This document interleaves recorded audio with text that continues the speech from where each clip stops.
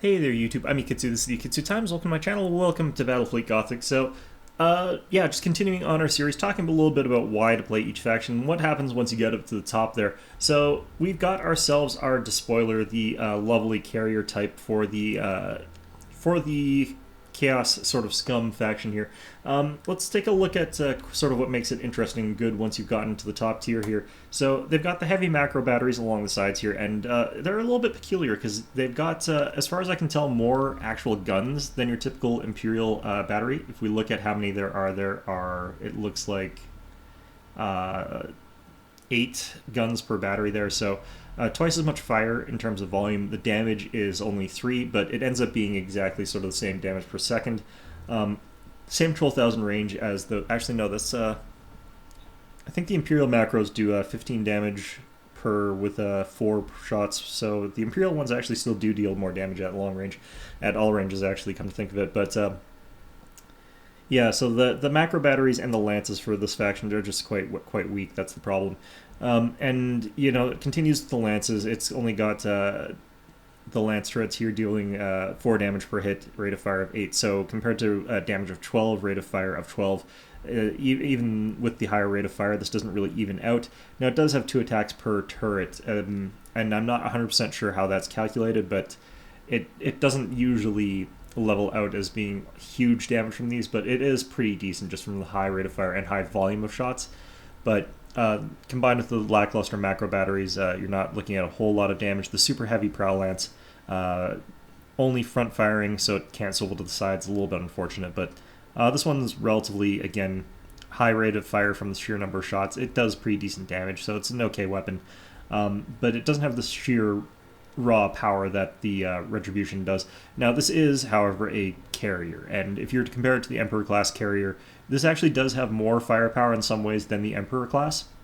So if you were to compare it to carrier, this would be the superior one in terms of firepower. And it has the exact same number of launch bays. It would be kind of interesting if it had 6 launch bays, in which case it would have more carrier capacity compared to the Emperor, but instead you've got something that's sort of like a superior version of it in terms of firepower while still maintaining that carrier capacity. If you were to look at their other option, and since I haven't really got a lot, I could probably... No, I'm not going to, but... the other option is a more brute-based ship, but again, it's not quite matching up in terms of the retribution. So the reason that you would take this one here, of course, is that it allows you to fit in that sort of carrier-style gameplay that the Chaos faction really wants to stick to, while still being superior at firepower. So if you're going with all carriers and sort of stuff like that, this ship maintains that carrier capacity while giving you a big, tough ship as well. Whereas if you have the Imperials, it's really just a carrier as a support ship. So you could play as well with extreme long range, but by this point in time, you'll notice that you're no longer at an advantage at that extreme long range. If you've got things like Retributions and Dominators and stuff like that on the field, you're no longer the king of long-range plasma attacks or lance attacks. You're now on par with the Imperials, which means that really what differentiates Chaos is carrier play. If we were to look at our next tier of things, you got the Styx. Again, this is a 4-carrier ship, but it's actually significantly worse in terms of its battery fire compared to the Despoiler. And this is why the Despoiler is quite good, is because otherwise you would just take nothing but Styx-class cruisers because they're cheaper by quite a bit. In fact, you could almost practically get a light cruiser for the difference in cost. So the Styx is a dedicated carrier. It really just has nothing going for it other than that. Yeah, it has these lance turrets that deal the same sort of damage, but without sort of any kind of decent damage from a macro battery or something like that, these turrets, like the macro, super heavy macro turret, really good range, but that's all it's really got going for it. It's not a huge boost in its damage per second rating. Because it's got such a slow rate of fire, it just doesn't deal tremendous amounts of damage. So you get these Styxes and you use it for carrier play, and that's really what they're good for. I've got my cruisers here set up differently because I kind of want them to fill in those niches that I can't have fit in with my other types of ships, and I enjoy playing with these a lot more because that's my style of play. But there is a carrier class in the cruiser zone. It's just that it's, again, kind of a compromise ship. It's almost like a miniature despoiler. It essentially has the effects of a Hellbringer and a Hellbringer Mark II, but if I wanted the carrying capacity, I would just bring a hellbringer. It's cheaper, it does the job pretty well, and it's got an okay gun on top of it. So I like to take these slaughters and stuff like that just so that they fill a void that I can't otherwise fill. Now, there are some weaknesses to Chaos, and I haven't really figured out the best way to bypass this particular weakness, and that's actually just swarms and swarms of escorts. They don't have any sort of area of effect attacks, and escorts are fast enough to keep up to the Chaos ships, so you can try and use bombers to micro them down one by one and hopefully whittle away the escort fleet and destroy them that way, but it's not necessarily the easiest of things there. At this point in time, I should actually be buying my favors. I've got a pretty big chunk of change rattling around here, so the way that I'm thinking about, the reason that I haven't done this yet is because the way that I'm thinking about my fleet is not set in stone necessarily. Like, I probably should take things like the Carnage, the Slaughter, and whatever. You know what, we'll actually do this now. We'll go ahead and pop all of these with the Mark of Nurgle. So, these guys are kind of actually brawlers now. This is kind of the effects that they have. Like, yes, they've got ridiculously good long-range capability because the long range of their guns, and can be used for those long-range broadsides, but now this gives them a little bit of an option to get in closer and deal damage at close range there. So if we look at this, it's got still just these pretty crappy macro batteries, and if we look at it, it relies on the number of guns more than it does on its sheer ability to cause damage with each individual gun. I think for this one it's these 6 guns along here, so it's not exactly that high a damage weapon, but it's also got the macro turrets. Anyway, let's go ahead and hit play here. Nurgle is actually kind of gross looking, but it makes your ships pretty much immune to boarding actions of any sort, so the only time you're ever going to get critical is from a direct hit from a weapon, which has a fairly low crit rate chance, especially against ships. To highlight sort of what Chaos really is about, though, I'm not too much of that. Yeah, this is unfortunately a low point cruiser clash, so this isn't going to look all that different from other games I've played with Chaos. We're up against Admiral Doge. Alright, so let's not take our biggest ship. Let's take the sort of dedicated carrier fleet here. And yeah, this really is what Chaos excels at. It's this ability to bring these big carrier ships that other factions can't necessarily take out from long ranges. And playing like a complete bastard. I think that out of all the factions, Chaos is the one that needs to be reworked most urgently. And like, I know that Eldar are the ones that people sort of think of when they think of factions that need a rework or whatever, but ultimately it doesn't actually bother me fighting against Eldar because at least they're not constantly just running away from me. Like, an Eldar player should be focusing on getting in, dealing damage, and getting out. A Chaos player is focused mostly on getting vision of the enemy and then just not ever getting anywhere near him ever again. And I think that that's much, much worse for the game by contrast. In this particular case, we've taken ships that are actually cumbersome and slow enough that these ships could potentially catch up to me. Alright, so they've actually got a full-scale cruiser here, it looks like, already. I guess it is a 300-point match, so we'll see what that is. It's kind of nice that's not a despoiler, because that would just... not a despoiler, I can't remember the name of them. The one with the Nova Cannon, Dominator. With the sheer amount of fighter screen here, there should be no real problem about, as I get hit by a torpedo. Yeah, there shouldn't be a huge problem with dealing with torpedoes. Of course, some of them do get through, and that's fine. Like, it doesn't deal a lot of damage. It's 45 per torpedo, but our entire job here, get up close, dump a recon beacon, get some vision here, and once we can see them, we just scoot away and see if we can see them with our fighter ships. And what they should be doing is hiding in a gas cloud. But it looks like he's actually going to let me contest and take this gas cloud. So we're going to get over here. Oh. Trying to remember if I can boost with this ship without revealing myself. I think I can. For chaos comes. Alright, so got lots and lots of fighter waves incoming. Command me. I'm gonna turn these guys off fire at will because I don't think we're actually firing. Oh no, we are firing at the ship that I want to be firing at. Okay, so we're gonna try and get away here. Nope, looks like my ship actually has been spotted. Lightning strike success. We're gonna go for engines.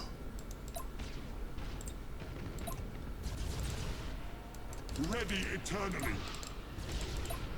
Alright, so we're gonna have you just continue picking away at that one ship there. We are unstoppable. I've got the extended vision range on my ships here, so I can actually see them out from this distance. For the ruinous powers. Let's go ahead and hit the repair button here. Alright, so you can see that damage that those bombers are doing. It actually is really high. Like, I think people underestimate bombers to some extent in this game. Just gonna brace for impact here. Moving to those coordinates. Yeah, brace for impact is a severely overpowered mechanic, I think, right now in this game. Alright, so do we have our bombers back yet? Not quite. So we're sort of stuck within brawling range, and the reason that I'm staying in brawling range is because I can't afford to let him stay in a gas cloud without me being able to see him. Alright, and that's a bomber wave destroying that ship. You just sort of nuke down Dauntlesses because Dauntlesses provide a lot of firepower. There's no reason to focus down his bigger, scarier ship, which is a lot tougher. We'll start throwing criticals against it later, but what did we hit there? One was weapons. Fantastic. Just going to continuing on here for the time being, though. Our weapons themselves don't matter tremendously for this. Alright, so... We'll follow your command for now. It'd be nice if I didn't have to stay in this gas cloud, but unfortunately he does have the ability to occupy it. Now I could do this method where it takes like literally forever to play this stupid game and just wait until I get another recon beacon, but that's not all that interesting. Alright, so cruising speed set. Let's go ahead and ram this guy actually. There we go. Get that damage repaired at once. I think my opponent might be trying to disengage his ships at this point in time. Nope, mutinied. Alright, so he wants to stick it out. Ready eternally. Oh, his generator got destroyed there from that mutiny. And this should actually kill his ship there. Yep, there we go. Alright, so we're still braced for impact here, because I've got extended orders on these guys. Let's go ahead and start disabling his ship. Tremble, for chaos comes. Alright, so you want to, whenever you can, disable systems for these bigger ships like this, just because they're really dangerous. Alright, so what did we disable there? Weapon? Okay, good. Engines hot. And we're just going to have these guys set to automatic deployment here at this point in time. Ooh, a bit of fire. We're almost at the point where we can hit repair, though. Alright, so we'll just put this on auto. Put these guys on auto, too.